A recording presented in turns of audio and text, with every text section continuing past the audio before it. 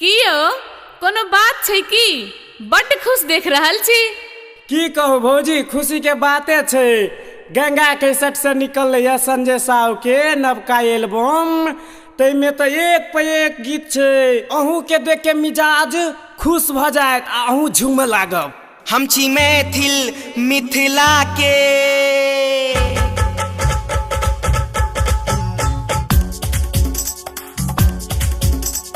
हे हे हे हे हे हे हे हे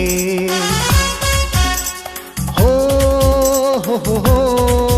ला ला ला ला ला।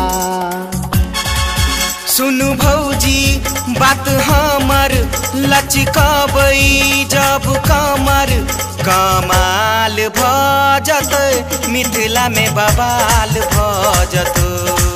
कमाल भ जत, मिथिला में बवाल भ जत। जनकपुर जयनगर मधुबनी दरभंगा, चारू शहर हिल जात, मिथिला में बवाल भ जत। कमाल भ जत, मिथिला में बवाल भ जत।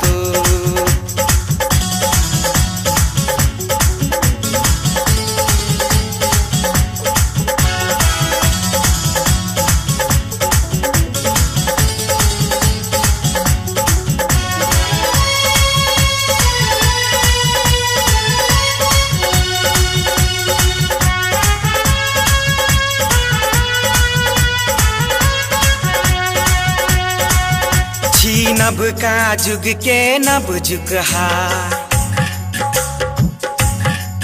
छी नभ का जुग के नभ जुगहा। नाम कर चाहे छी बड़का, दिल्ली बम्बई गुवाहाटी में होते हमरो नाम के चर्चा। जोर लगा क सुर मिला क, जोर लगा क सुर मिला क, जखन कमर हिलेब, मिथिला में बवाल भ जत। कमाल भ जत, मिथिला में बवाल भ जत।